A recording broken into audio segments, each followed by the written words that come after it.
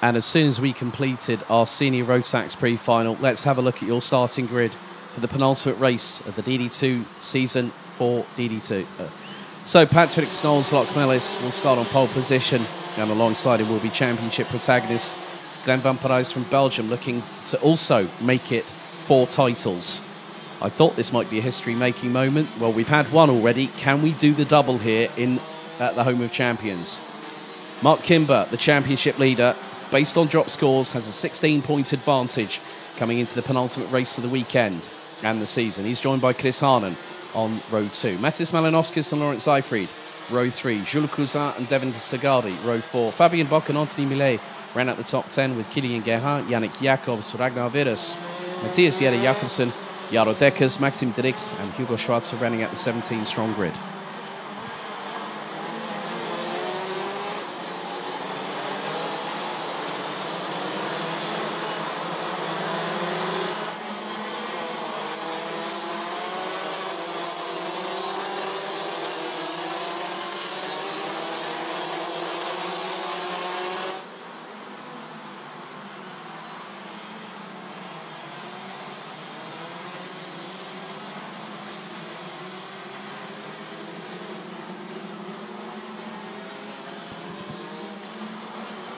So we now have the opportunity to provide everybody with a show to bring us the opportunity to see what transpires. This title could also go down to the wire. But it's always dependent on what happens between the two main protagonists. Glenn van Parijs, a winner of the senior Rotax title in 2016. And then for the last 2 seasons, he replaced the previous 2-time champion in 2018 and 2019, Zander Schriblak. Van Parijs has also been dovetailing this with driver coaching and also racing in the Porsche Carrera Cup Benelux, and also I have to give a shout out to Bolowet Stad Steen, who's also been running in the Pro-Am class this year. Now the mind games start, folks, because we're under starters' orders. The red light's on the gantry for the penultimate time for DD2 this season.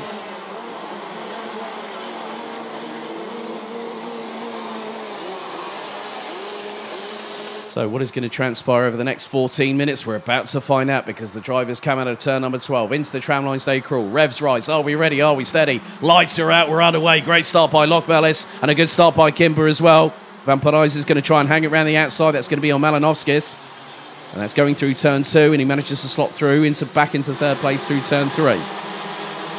Chris Harnan gets past the number 414 from Latvia up into 4th place. So Kimber has to try and push, and Glenn has to follow suit. The back end of the order looks like Hugo Schwarzer, and I think maybe, looks more than likely, the number 491 of Ragnar Virus. Long Seyfried trying to get past Malinovskis. Now here comes the move. Van Parijs up the inside of Kimber through turn number 10. So now it's a dogfight. The battle lines might have been drawn, but someone's going to win the war this weekend. Kimber's already qualified for the grand finals, but Glenn wants to defend his title and pick up that ticket as well.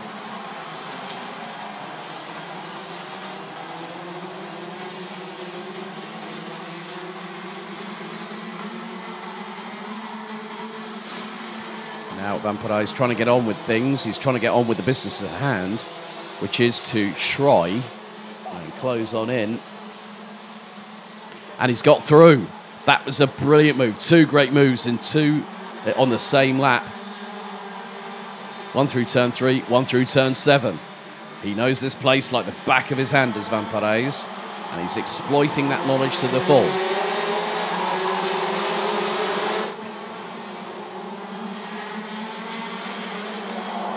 Now Kimber goes up the inside of Lockmellis. Kimber's not going to take this line down at all.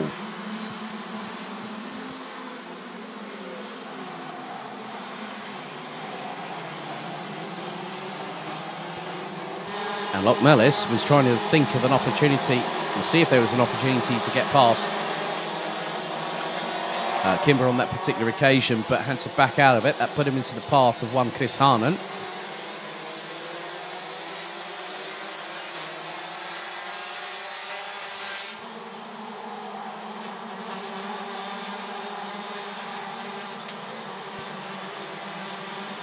And now Chris Harnan finds his way past the Latvian from MRG Racing on the Virulart chassis.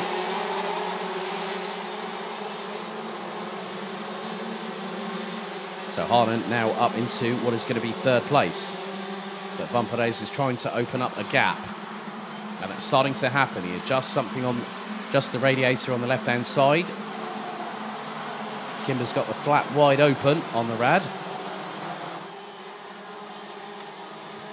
3 minutes down, 10 to go. Seifried and Broad in a battle, but we've had a little bit of a moment, and that is for, oh dear, Matis Malinovskis has been in the walls again. That's the third race in a row for the Latvian in the 414.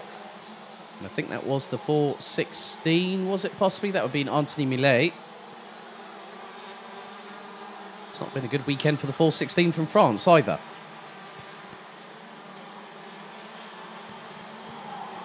Jules Cousin behind his teammate at Dams Racing. Salzgitter's very own Laurent Seifried make their way through turns 11. Now head down into turn number 12. Van Perez is trying to do what he can to close that gap to Kimber.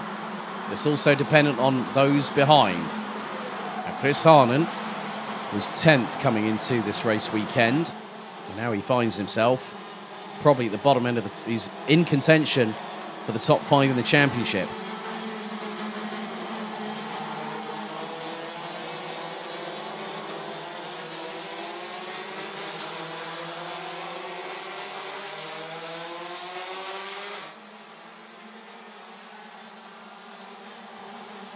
Matthias Jette Jakobsen, in the meantime, has made some strides forward. The day now up from what was 14th after qualifying. Now has made his way up into 11th and is closing in on Jaro Dekkers. But I think he might have already gotten past him.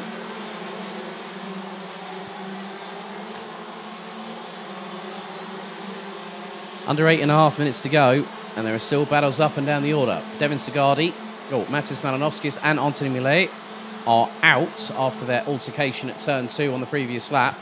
So we're on to lap number 6 of this race. 8 minutes and 10 seconds still remain. And Perez has got a 4/10 of a second advantage over Mark Kimber. But Kimber is being pressurised by the man behind, the number 407. And here goes Chris Harnan. He's looking for the move up the inside through turn 7. Now, has he got the job done is the more important thing. He has. Right, he's got past Kimber.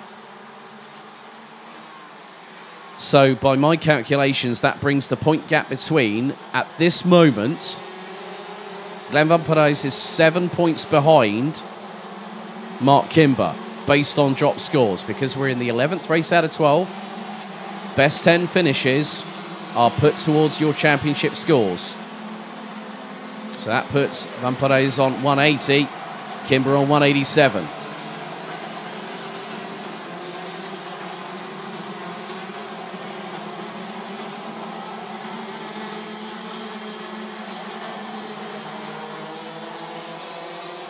It was not an easy second race weekend for Glenn Van Perez because he didn't have the best run, and it was on the Sunday that was more prevalent. Pre-final 2, he didn't score, and the final on day 2, he finished, I think it was 10th place,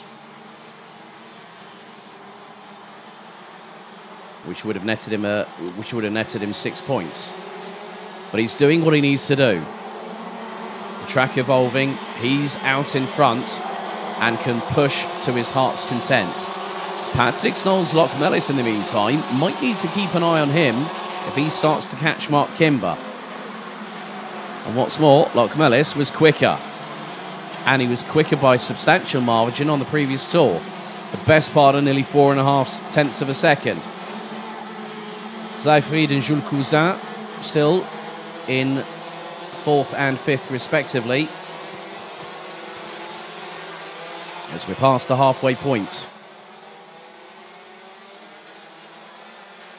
So down to 15 drivers we go.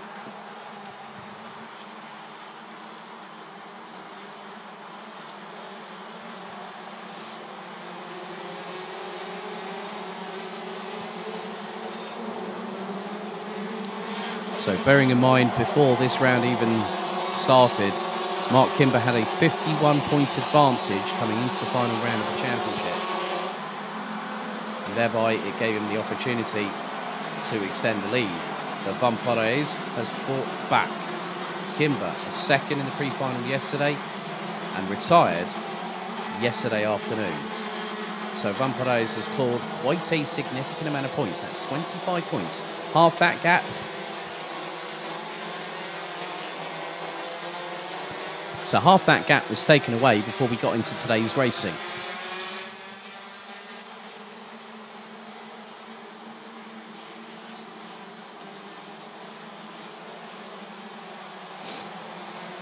What's even more interesting is the way that Chris Harnon's been racing here this weekend. And I still remember when he was a youngster running in the BNL karting series in micros and minis. Now, to see him just state into a DD2 driver is quite a nice thing to see. And he's brought the fire with him. Seems like the engine on the SP Motorsport Kart Republic chassis has definitely got some waft, and he's been showing it. And now he's pulling away from Kimber. Lockmelis is trying to close on in. Chris Harnon has now set... Oh, now this is interesting. Harnon is quicker by about half a tenth than Van Parijs. Lockmelis has just put in a personal best, 54.543.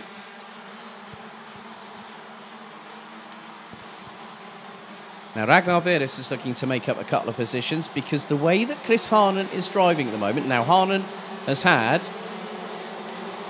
he's got, in terms of drop scores, he's effectively within striking distance of third in the championship with the likes of Matthias Jette Jakobsen, who now rounds out the top 10, is also in that mix, along with Ragnar Veres, who was third in the title champion, third in the season last year.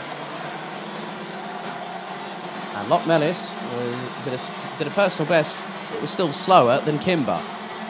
He's now got to try and find some pace from somewhere, whether it's more in the twistier stuff, but Kimber will do as much as he needs to. He takes a look over his right shoulder to see where Lockmelis is in terms of proximity. But Van Parijs is doing what he must.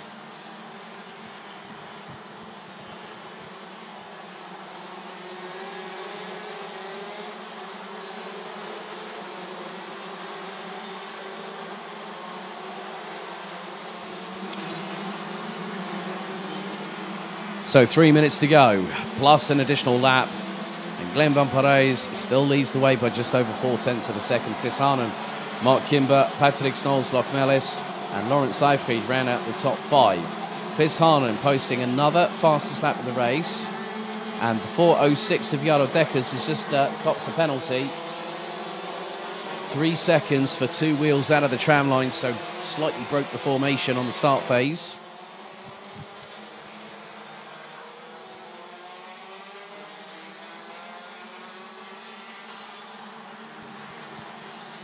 Good work by Devin Segardi, who's keeping himself ahead of Kilian Gerhardt in the number 425 Gerhardt. Coming into this, well, currently at the moment, is showing his 7th in the championship. Oh, right, okay. We've had another penalty. This time it goes to Jules Cousin, running behind Lawrence Seyfried. Gets a 5-second time penalty. I would imagine that's probably for using the runoff area. As Kilian Gerhardt does the old Nigel Mansell dummy, but then nearly, well, gets past Devin Segardi, nearly manages to throw it up the inside of Fabian Bock through turn 3, but the German very wise to that move.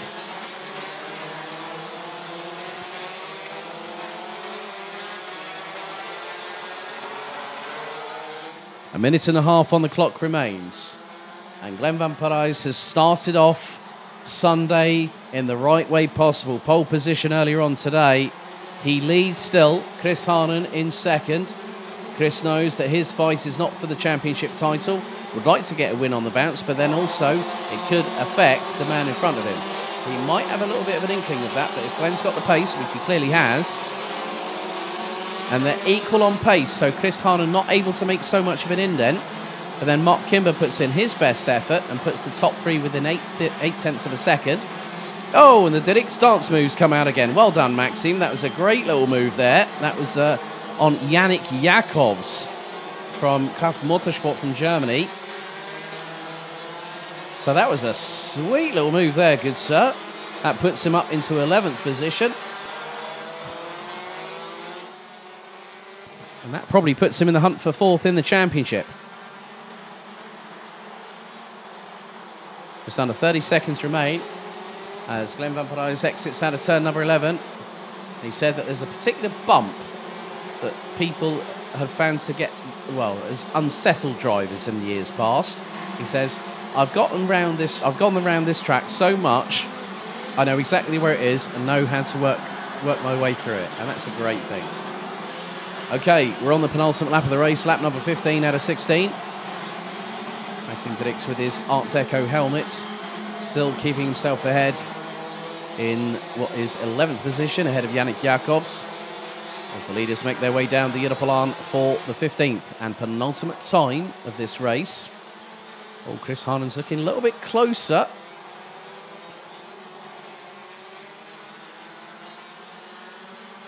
Now, Glenn Van Parijs, for the next lap, is going to have to park the kart on every single apex. Not give Chris Harnon the opportunity to send one through, because if that does, that could put his title charge at risk. Out of the final corner, last lap board is out. 1,360 metres remain in the pre-final. Gap was just under a tenth and a half. Harnon looked to send it, thought better of it, waited. Now through into turn 3. Van Parijs just parking it on the apex, just like I said he would. Through into turn 5. Harnon nearly nosed up the inside through turn 6. That's going to allow Kimber. Oh, dearie me. Mark Kimber's all over the back bumper of Chris Harnon like a rash going through into turn 7. But the Dutchman holds station. This is allowing Patrick Snolls-Lockmelis a little bit of a light at the end of the tunnel, maybe for 3rd. And now Van Parijs has cantered away into turn 10 for the final time. One more corner remains, and the title goes down to the wire. Glenn Van Parijs, out of the final corner, is going to win, having led from lights out to checkered flag, and he knows the number 1 says it all. He went, that's it, we're going to the wire, boys. And that was a warning shot over the bow of the Nassau panel of 1 Mark Kimber. So Glenn Van Parijs, after 16 laps, started from 2nd on the road and won it by just under a second. Chris Harnon in 2nd position. Mark Kimber, he's got to do it all in the final race of the season. That mechanical DNF yesterday evening did not help the Brits. Patrick Snolls-Lockmelis in 4th. Lawrence Eifried in 5th, ahead of Jules Cousin. Also Matthias Jere Jacobsen, Kilian Gerhardt, Devin Segardi and Maxime Drix ran out the top 10. Yannick Jacobs would end up 11th, ahead of Fabian Bock with Ragnar Veres, Hugo Schwarzer and Jaro Dekkers being the last of the classified finishers, with Matis Malinovskis and Anthony Millet, after their altercation on lap 3, retiring.